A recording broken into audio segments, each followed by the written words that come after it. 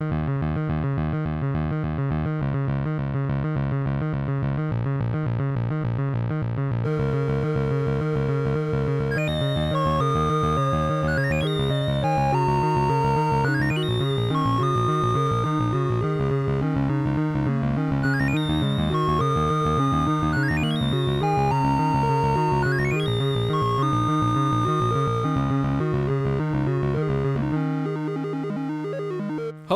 and welcome to the Large and Unnecessary First Player Token podcast. This is episode 62. My name is Chris. I'm Euan. I'm Pawel.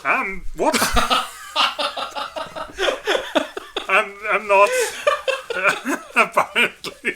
Okay, so Take two. so Dave has pushed himself into Pavel's position the last episode we did, and now he's taken his name. Dave, I hope you enjoy it. There's a lot of awesomeness that comes with it. It's the strangest form of identity theft I've ever seen. The one in your face. Yeah. That's fine. That's okay. I think it as a compliment. I think. I'm keeping this introduction, by the way. This is a good Throw introduction. the other one in as well. Yeah. Just to really So confuse Pavel, people. you're Dave. Okay. Okay, right. Yeah, that's because that's how I talk. I'm Dave. Yeah, you've really got his boredom down. Everything's tedious for Dave. Okay, let's clear things up. We're not just here to pretend to be each other. This is a gaming podcast, and this week we're here to talk about some board games. We've had a good bit of fun today. We played a couple of just really silly games, haven't we? Yeah, I think we've kind of almost developed a theme today of just franticness. And our heads are full of and nonsense now. Yeah. I'm knackered. For a wee bit, yeah. Pavel's just been commenting in the past 15 minutes about how tired he is after playing these games. This is physical exercise. All the dice rolling. I mean, I'm going to be sore tomorrow. So we've played some games that involved a bit of teamwork. One fully cooperative, one playing in teams of two. They've both been a bit just crazy. One's totally chaotic, the other's even more chaotic. Pretty much, yeah. So we'll start off by we'll jump straight into this, and we'll start off by talking about Goblins Inc.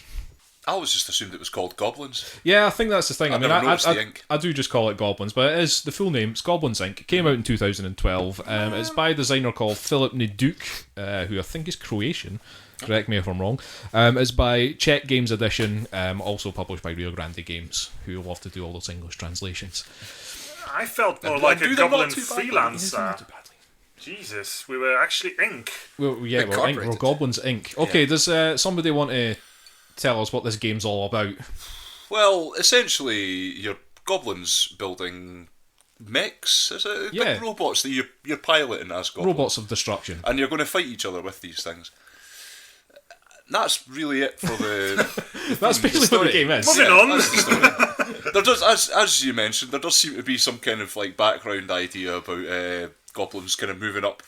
I think there's a king goblin or some sort. Sorry, no, I should say CEO. The boss goblin. It's the boss CEO, goblin. Yeah, and he's or she's not really happy with their hair.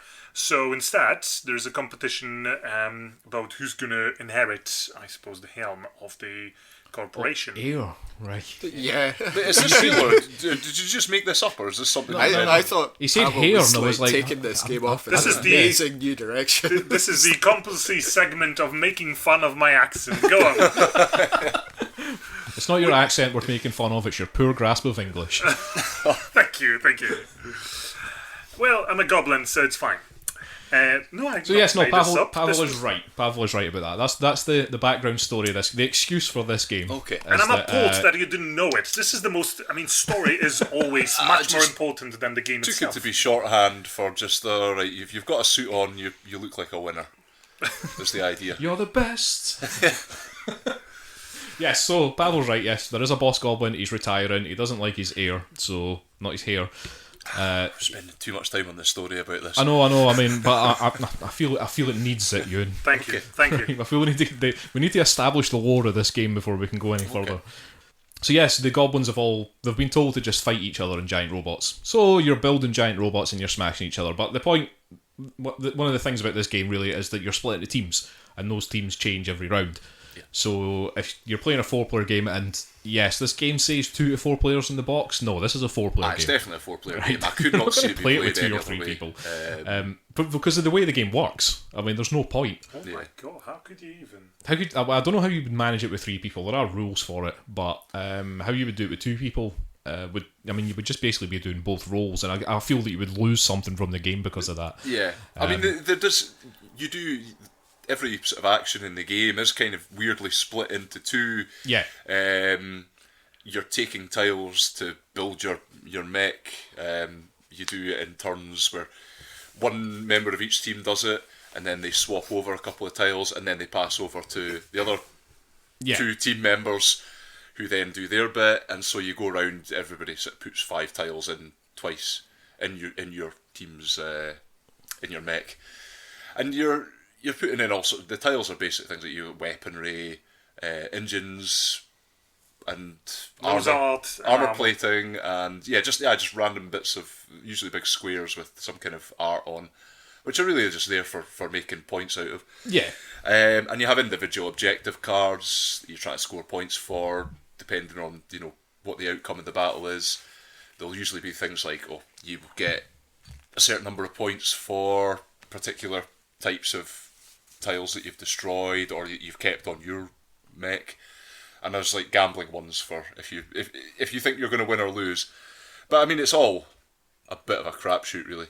Yeah, I mean the game's totally mental. Yeah, I mean it's supposed to be. I mean the goblin theming for this is pretty much spot on, because when you think of those fantasy goblins, they're just tinkerers. They're just causing chaos. They're just insane. They don't give a toss. Yeah. And that's basically what's going on with the goblins in this game, because you're playing as goblins and you're making a mech, and your mechs are just a mess. They're an absolute mess, aren't they? Oh yeah. Like because you're basically getting like a random draw of 5 tiles, and then you get to keep 3 of them. You swap 2, and then you end up with 5 tiles that you've got to put in your mech, and you have to put them somewhere. And just because of the way these tiles are designed, it's really hard to kind of describe this on a podcast. Yeah. But basically, there's space to add things in. Yeah, and everything has to connect. Because every team has got a grid of 5x5 squares, and you're filling those squares with your tech, whatever tiles. Every round you draw a random blueprint card, which sort of tells you which tiles you cannot use in your design. And this is the layout you have to fill in with the tiles you draw, and sometimes you just cannot, which is awesome when you see the enemy team's mech start to essentially shed armor and arms even before the battle started. You know that you're playing the game called Goblins. Yeah, and that's the thing. If you can't fit anything on your mech, it falls off before the battle starts. And the way that all these, because it's kind of obvious on the tiles. There's there'll be the object, whatever it is, but then there'll be this kind of iron, sort of rusty metal bit underneath, which you can kind of, and there'll be you can see that's what you need to connect, and then any sort of space out with that is just space. So if you try and connect to that, it's just not going to work. But none of it connects in a particularly good way. It's really ugly terrible. And kind of. I'm trying to think. I've been just sitting there trying to think of another game that does a similar thing like that, but it's usually worked out in a specific way so that things look good. Castles. Remember Castles of Mad King Ludwig? Yes. We talked about it a long time ago. But that that had this very elegant thing where it wasn't it was made to be slightly off kilter, but it all somehow fitted together. This does not in any way at all. It just it's all over the place, and you're likely almost to the point that you're almost guaranteed to make some kind of mistake because you think something connects and it doesn't, or it's just unsightly. It was a really fun game, I must say. I have no idea how to play it to win it. Maybe if there's just 2 players, but that would just be less fun, I think. And both roles in the team belong to a single player. At least you can make informed decisions about which tactics are you going to try and aim for. But that's what I was saying. I think the game kind of loses something because of that then. Because yeah. one of the things about when you're playing in your team is that you're not really supposed to communicate with each other about what you're doing. So, and everybody has their own agenda. I mean, that's one of the important things about this game is that you're not just fighting your robots against each other to win a fight against the other robot. each player has hidden agenda cards, and they get 7 of them in each round, and they can only keep 4 for the actual fight. And then that's how they get most of their points. That's how players get most of their points. So when you're building your mech, you might have a hidden agenda card that you want to keep. That's something like, you know, you want to keep as many. They're just fancy painted tiles.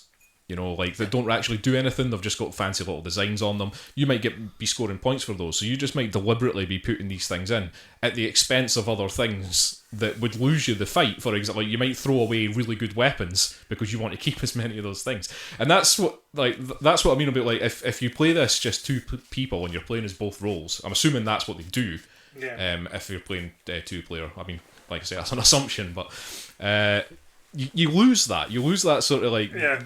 The players sitting bickering with each other about why the hell did you do that, you know? But it's all. I mean, it's not like you're like. I mean, don't play this with the wrong people or anything. You're not having full blown arguments. It's all just like, you know, silly. Like, why the hell did you put that there? It's not a game to take too seriously. No, you can't, because it's like Pawel says. There's not really a winning strategy that I can see in there, because certain things work better than others. You know, you can make completely stupid mistakes, but ultimately everything's down to, when you're doing damage, it's down to like luck of the dice. Yeah. And you know that can, and the other aspect as well is that when you're doing the battle, you're splitting your duties between 2 people. Yes. So one person is responsible for navigating the thing and deciding which side that they're, you know, where they're firing from. You always fire forward. Oh no. Yeah, no, you always fire forward, but you forward. choose. But you have to turn to that way, aye. and you have to choose a specific side of their mech to fire at. And that's where it all gets a bit weird. And then the other person is the tactician. They're trying. You get a selection of cards that will give you certain powers for that round, and you have basically a strange bidding system. Both teams have this tile that will point to one of the 3. You choose sort of in secret which one of these 3 cards you're going to go for, and you both put your tile down, and then you flip them up. And if you've both chosen different cards, then fair enough, you get them. If you've both gone for the same one, then there's a tiebreaker depending on how many engines your mech has, or there's like a dice if it's how many the you same. didn't use, because turning your mech yeah. uses a certain amount of engines, and aiming at certain parts of the enemy's mech uses them as well. And you don't know. You don't you necessarily don't know what your teammate's done. You might have an educated guess, Yeah. but they're not allowed. In the spirit of the game, they can't really tell you. So I mean, there's just so many factors that can go wrong. And do go wrong. Yeah, and they go horribly wrong. But then occasionally you just get this perfect sort of lucky hit where you might just smash through a big section of their mech, knocking off parts that have, you know, lots of other weapons and things attached to them. You can take out quite a big chunk of someone's mech quite easily if you get and the some right of those roll. tactical cards can really help you with that as well, because you get things like homing missiles and stuff. So, like when you're rolling for damage, you're basically just, like you say, you're rolling some dice, and then there's a grid on the mech that tells you which part that you've hit. But then you can change, like with homing missiles, you can change one result into another result so that you can hit a specific part of the mech and try and blast parts off. And again, the whole thing comes in that if a piece is not connected after you've done damage, so you can blow a part of the mech off And that is connected to other pieces, and all those pieces will come flying off as well if they're not connected anywhere else. And that's that's all the part of most the strategy and fun. satisfying Oh yeah, part. that's so satisfying when you manage to do something like that. And it's like trying to identify the weak spots in the opponent's mech, and it's because the whole thing's a mess. It hurts your eyes to look at it. It can be really difficult to tell where you should be targeting. It gets easier as the battle goes on because there's less things stuff are just there. flying But, you know, off. but And your opponent doesn't have that many options left if their weapons have been mostly stripped off, so you can sort of try and predict what they're going to do, but this game is crazy and chaotic enough to never be fully sure. So you don't really have any like in-depth proper strategy in this game because everything keeps changing every turn, sort of. So there is a lot of randomness there, and just There's a lot of guessing in this game, I would say. There's a fair amount of trying to guess what your teammate's going to do, be they the driver, the pilot, or the tactician, and also guessing what your opponent is going to do in terms of what way they're going to rotate their mech, and which, maybe because that affects which side You aim you at. aim at. And yeah, playing as a tactician as well, you quite often try to guess what your opponent is going to choose, because either you want to choose the same thing as them in order to deprive them of a tactics card, which is quite a big deal. But my point is that the guessing part essentially just goes forward by one round, or even less than that. There's no actual strategy that you would keep to through the entirety of the game. It's usually every single round. It's very situational. Yeah, exactly. But you do spend a lot of, even like your little cards, your objective cards. Again, you're kind of just guessing. So there's a lot of like trying to forecast the future in this game. I think it's spent a lot of time just thinking about what's going to happen, or what's this guy going to do? Which way is Pawel going to turn the blooming mech this time? Because he's not allowed to tell me. And it's like, I think he'll do that. And I was like, yeah, but that's what I would do. And that might not be what Pawel will do. Because you're thinking about, let's turn the mech so that we can shoot properly or protect flank if it's getting weaker. But also, most of the time you have to at least try and keep your actual agenda cards in mind. And if your agenda is about keeping the largest amount of engines alive, then you might just screw up your entire mech simply because you're thinking about yourself, which is what every proper goblin would do. And I think this game is capturing this particular fantasy concept of mad techies goblins quite well. I think it does as well. I think it really does capture that. Like I say, when you think about goblins and all sorts of fantasy things, they're just mental, and I think it really captures that idea. They're just battering things together. They don't care, and the way they cooperate with each other. The game is actually exactly doing it well, portraying it well. Forcing you to roleplay as a goblin. Yeah, absolutely. It's thematically strong. I very much enjoyed it. Thank you. That's some good use of buzzwords there. Yeah. Like, is it strong thematically? Yes, it's thematically strong. Yes, I think it is. I always wonder with games like this though. I was thinking this when we got it out, even just to start playing. It's like, who are these games for? I found the same thing with Steam Park. It's fun a wee game. It's like, who made this and for who? It just. Well, I mean, this is a question for Chris, because he actually owns bought the game. Yeah.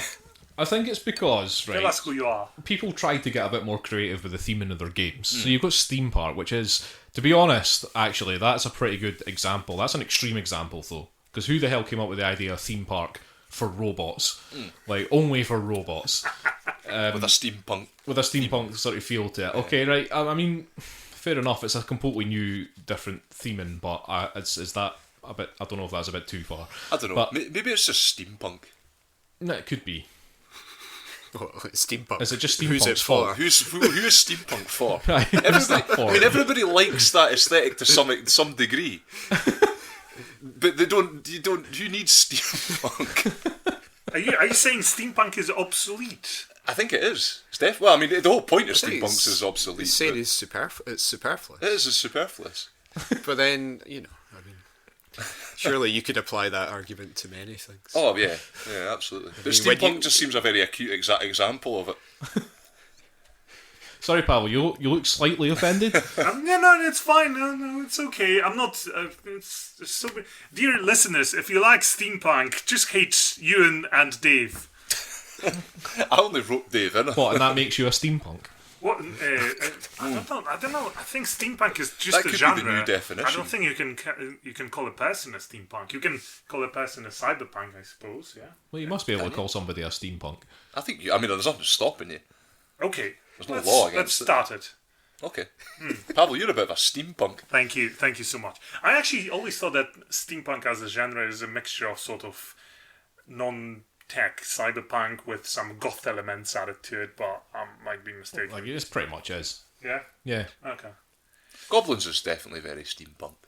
But anything that's got destructive, it's crazy weaponry. Steampunk, yeah. Well, steampunk is one of those genres where you can put almost anything in. Anyway, let's stop debating what steampunk is and isn't. Especially as we've determined it's superfluous. Yeah, exactly. So, Goblins Inc. it's like Euan said earlier, it's not something that you should take seriously. Don't play this game with somebody that wants to play a serious game or is going to fall out with people over the decisions they may or may not make. Because, yeah, this game's going to cause you to have slight bickering and arguing and stuff like that. But, I mean, if you take it all as just a bit of good fun, then you'll enjoy this game. What about you guys? What do you think about it? I enjoyed it, yeah. I thought it's because it's one we've not gotten out for a while. And I can kind of see it's not a game I'd play every other weekend because I think I'd probably you'd probably get tired of it. Aye, but it's a good bit. It was a good bit of fun. Yeah. It's I guess it's kind of like a family game in a way, or it has that kind of feel to it a little bit. In that, like, it's just a bit of fun. Aye, you maybe bring it out once or twice a year, or maybe at the weekends when you've got your nieces and nephews are over and let's play. And it is fun. It was fun to play. I enjoyed it. So yeah, but like you wouldn't play it every week. If you want a proper gaming experience out of a game, it's probably not this one because it's just silly. Yeah. But I was wondering about that whole is this a family game? I was thinking about that earlier because some of it can be really confusing, and I think just trying to pick it up. There is that. There's like I have issues with it in the sort of orientation of certain like aspects of the game. There's a lot of arrows that point at things, and they get flipped and turned, but then maybe that's just part of the fun if you get that wrong. Like I got it wrong in the first turn and did exactly the opposite of what I wanted to do, and it was amusing to me. I wasn't like I fucked this in the first turn. Typical Dave. It's like, you always do this. Oh my god! Getting an insight into what happens. That never happened. So you enjoy games normally? Yeah. No. I mean, that was a hypothetical situation. That's not how I play games. This is what I was going to say. That when I play games of any strategic sort of value, I tend to stress a little bit, at least, the consequence of your choices or actions will weigh on you as you play the game through and through. So there's some sort of pressure that you put on yourself in order to try and win. Whereas in this game, you don't really know how to win in the end, or how your actions will contribute to yourself winning. So you're having sort of fun at every stage separately, and potentially at some point you may end up winning. Yeah, and like if the entire side of your mech falls off in a single turn, that's kind of amusing. Yes. When you kind of go, oh wait, that was the weak point in the mech. But yeah, I mean, I think that it is just a fun game, but there's still some, like, there can be some interesting tactical choices to make when, especially with the tactics cards that come out and stuff like that. You do have to sit and say, okay, sometimes it is a sort of battle of wits against the player sitting opposite you. But I think there's a sort of decent enough balance in there of just complete chaos and fun and a wee bit of tactics that this is a pretty fun game. And I think it's one of these games that it got kind of overlooked. I mean, it came out, what did I say, was it 2012? And so that's like 5 years ago, and I don't think it really made a big splash or anything like that. But I mean, I picked it up, and I don't remember getting it, is the thing. Like, but I've had it since it came out.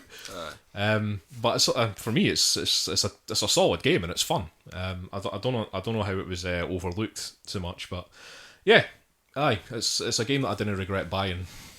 Just gonna need 4 players again you're gonna have to play it with 4 players. Okay, so that was Goblins Inc. Again, that's by Philip Naduke and Czech Games. Right, so let's move on to the other completely mad game that we've played. This is a much more popular game, something that was not overlooked. It was definitely a massive hit when it came out. And this is Escape: The Curse of the Temple, but more specifically, the big box version that I've picked up.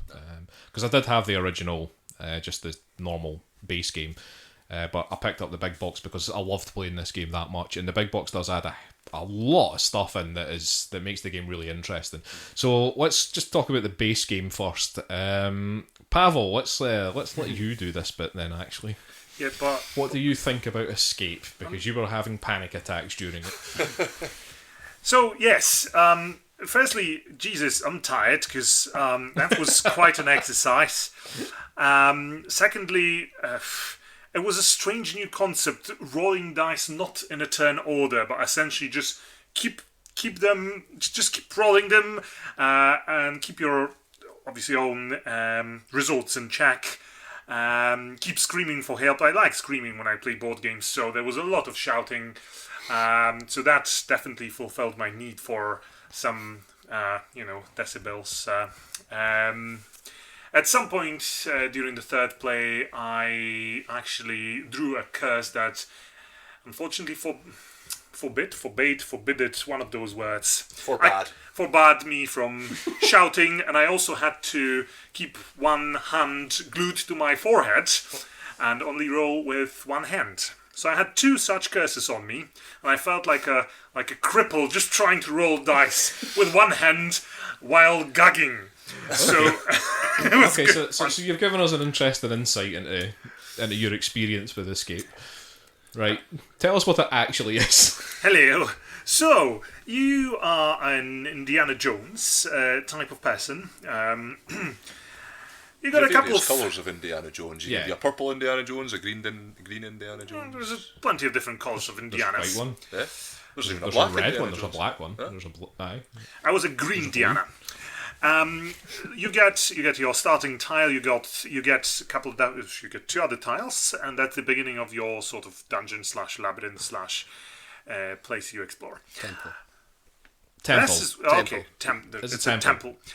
And then you have a soundtrack which is 10 minutes long, and that's pretty much what you play against. As soon as the soundtrack starts, you start frantically rolling dice around. The results of that dice rolling gives you the ability to perform actions. There's only a couple actions in this game, and it's way too much because you either, whenever you're on a given tile, there's some doors around you. If there's nothing behind those doors, you can perform an action called Exploring, which allows you to draw another tile and put it next to your door, which I kept doing incorrectly because you have to do it in a proper order, doors and everything. My point is, yes, you explore if you roll 2 specific symbols on your dice, and those are custom dice made for the game. So you got your Indiana Jones sort of result on the die, or you get your torch, you get your key, you get your gold mask, black mask, or That's it. That's it. That's it. There's, I think 2 of the sides are the green running man. Alright, there's more running men.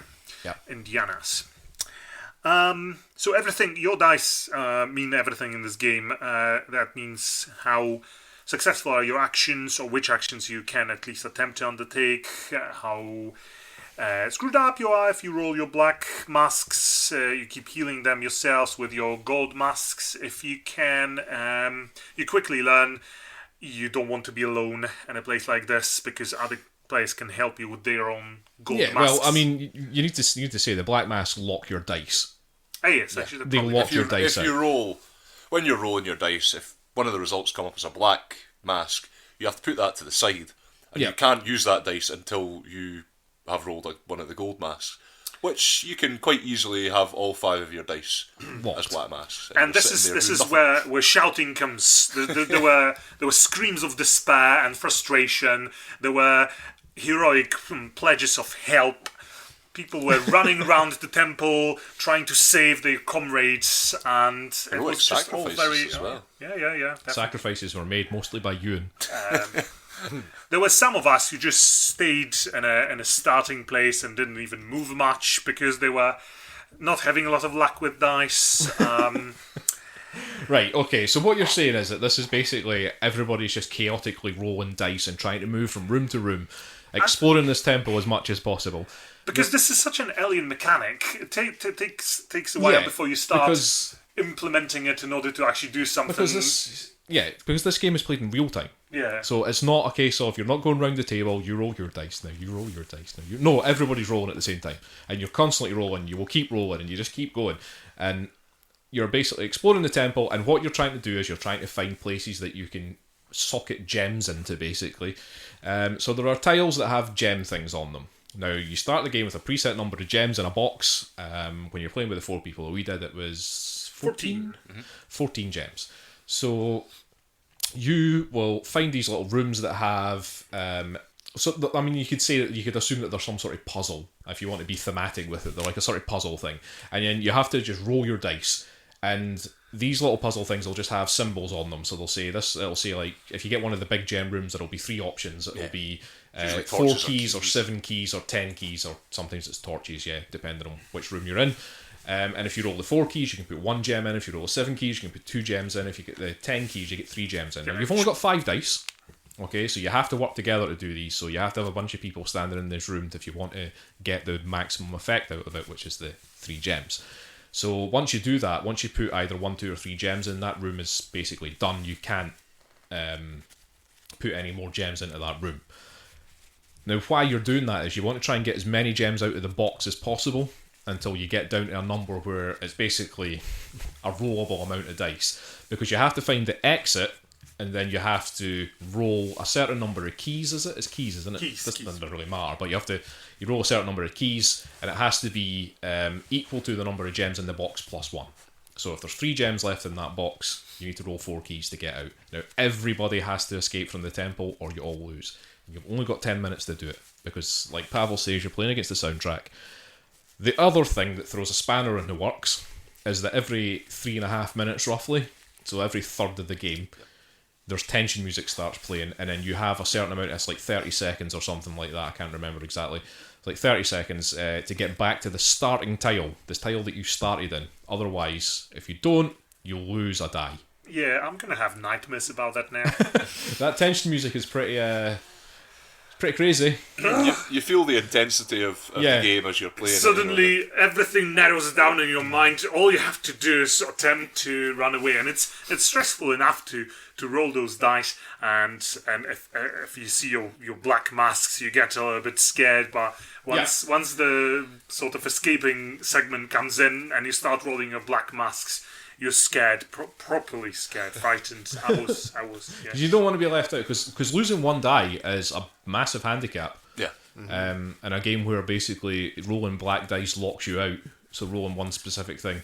And you know what feels really bad? When 4 of us explore a dungeon or even a temple, let's say, and then the tension music attacks. Everybody just runs away, and you know what? And you feel this relief when you reach your safe tile.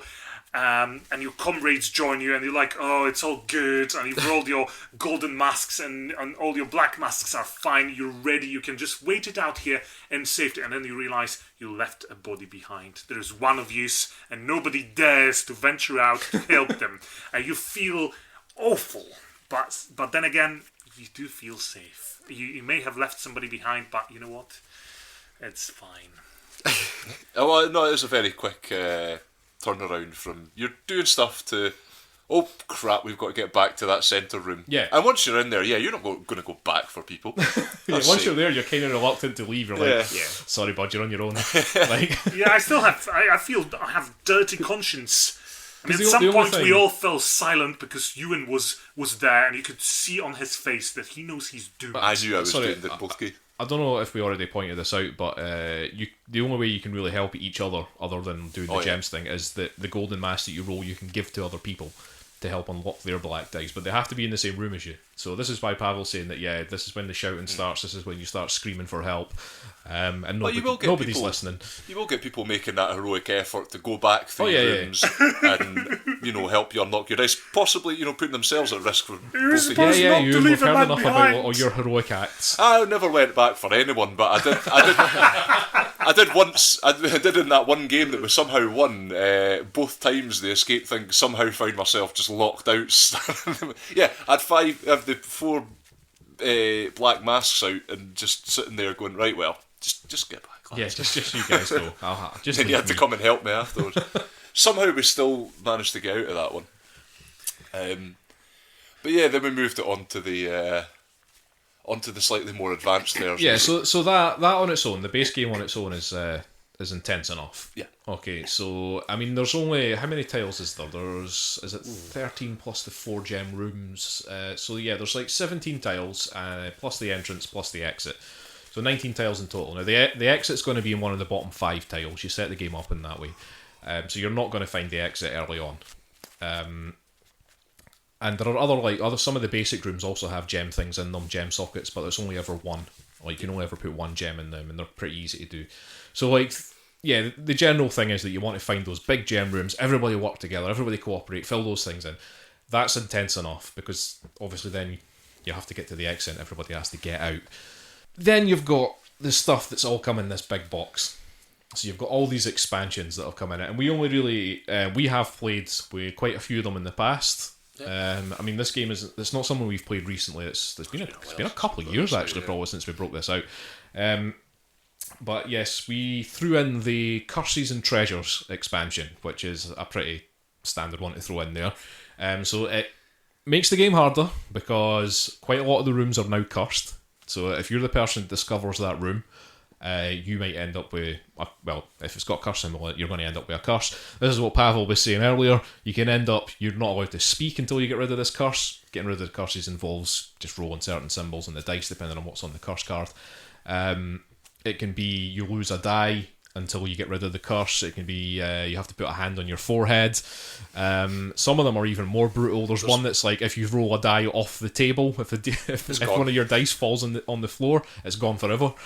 While you have that curse, there's one where you're not allowed to leave the room that you're in, and people aren't allowed to help you with those curses. It makes it much more difficult.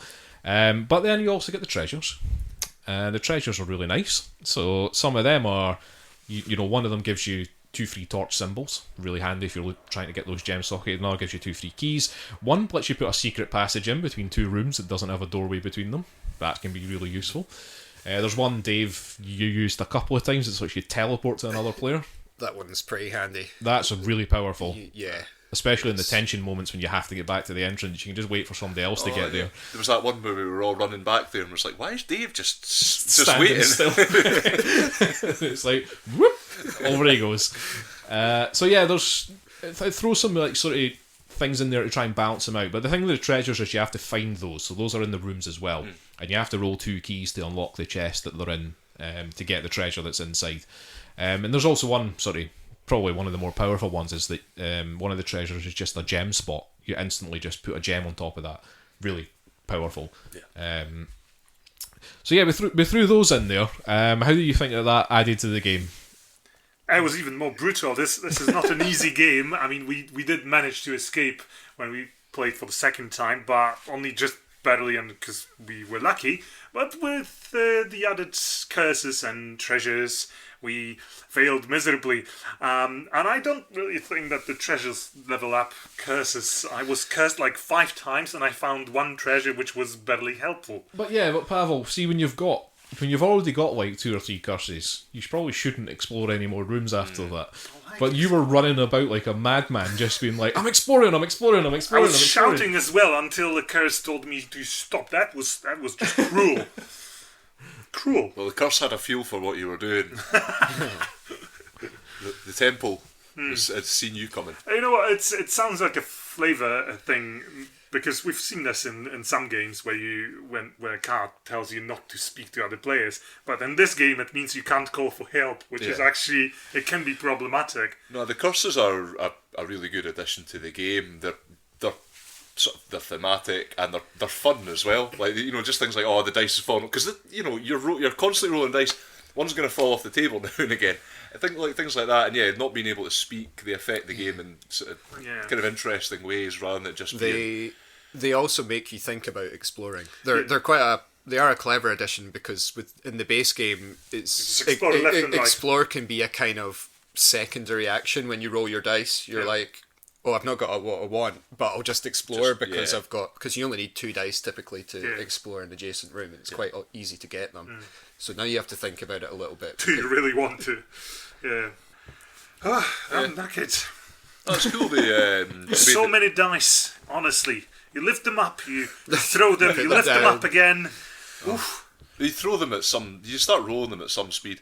It was interesting from the first the first playthrough to the second one, there was a very quick grasping of how the game worked. The first time through, we were all over the place, and it was an absolute disaster. It was a disaster. We literally went and we stepped into the first room outside of the entrance that you start in, and then we all locked our dice.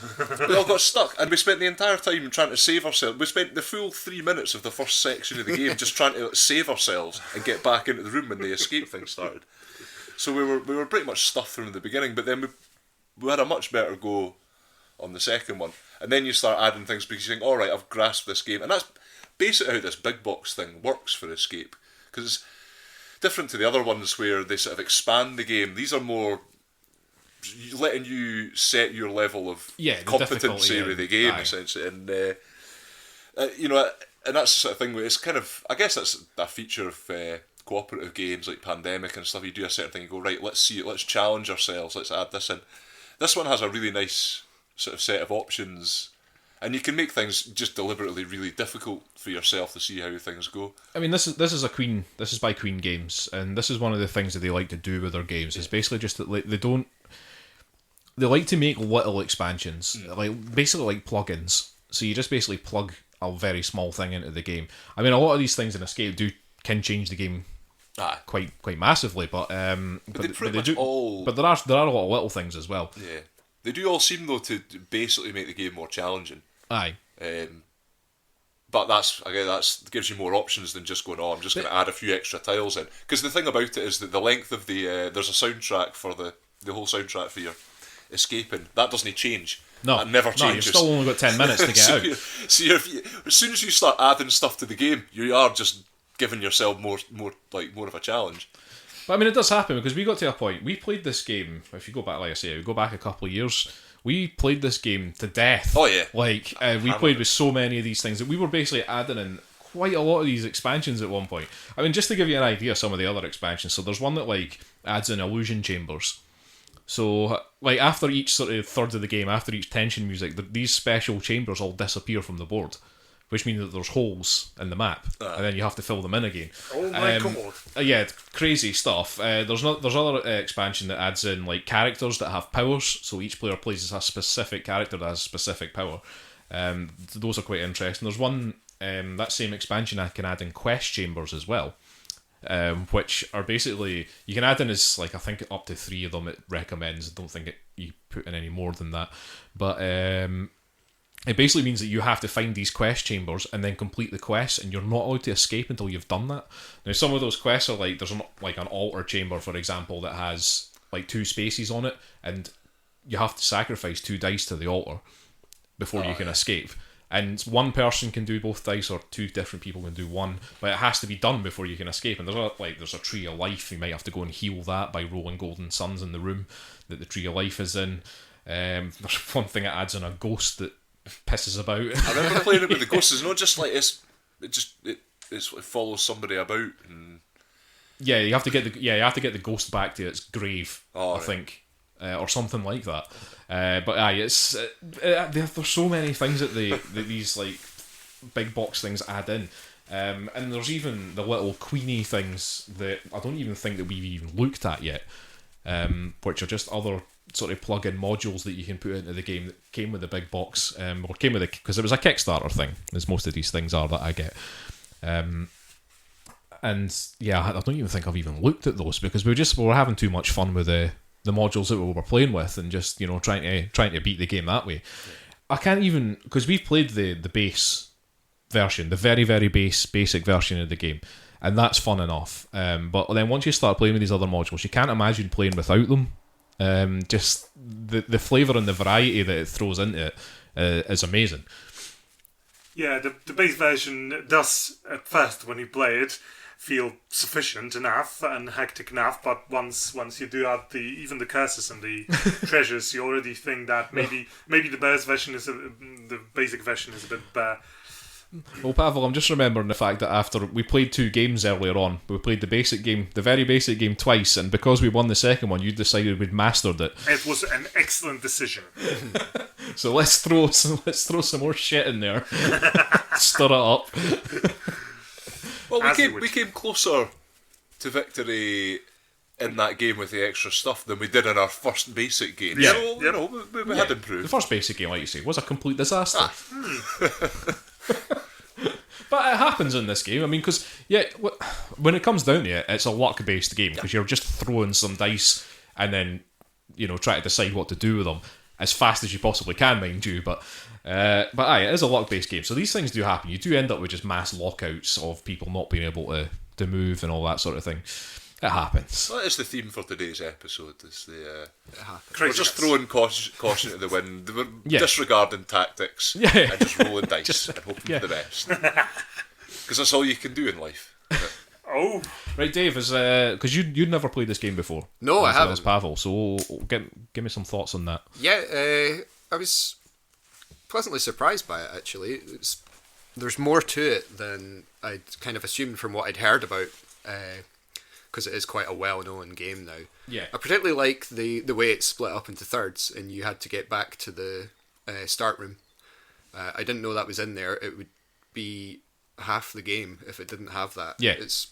And that's something I assume that never changes, no matter what modules you add in or take out. You always have to get back. Yeah. Or do It's something. always that's the constant. Yeah, That's the constant it's, in this game. It's really clever, whoever came up with that. Because there are other games where you have a timer and it gets tense towards the end, whereas this one it happens 3 times. Yeah. So it's like 3 times better. potential. Genius. Yes. That's a very, very, very simple equation there. So yeah, I'd play it again. Oh, I definitely. happily. Enjoyed And let's add some more And, stuff to it. and because the games are only 10 minutes long, you can play Yeah. it multiple times in a night and still, not get bored of it. Yeah, I mean that's one of the massive benefits of these kind of games, is that you always know that it's going to finish at a set time. Yeah. So it's not going to run over ever. I'm looking forward. I want to play the dog expansion. Oh no. Oh no. Interesting. Okay, the dog so- part comes from Mage Quest. Yeah. Oh yeah, we should add the dog into Mage Quest. Aye. The dog's already been a Well, part I of was Mage. told there was a dog in this game. Which for Dave is an advertisement good enough. There is a dog on the box of the game, and we believe Is there that, though, Pawel? You made promises of a dog nature. It's a small dog. I'm gonna investigate this. There is a small dog on the box. I swear. Big, But why? but I don't know. I think in one of the expansions you get these characters with powers and actual identities. One One of of the them's a dog. characters is holding a tiny, tiny white dog. Pawel, that's a scorpion. Oh no, wait, no, you're right. Yes, you're right. The muscle man is holding a tiny white dog. There you go. That's to show his sensitive side. I think so. Yes. Oh well. It's a saving the cat moment. It's just owning a dog. Yeah. Oh, I see.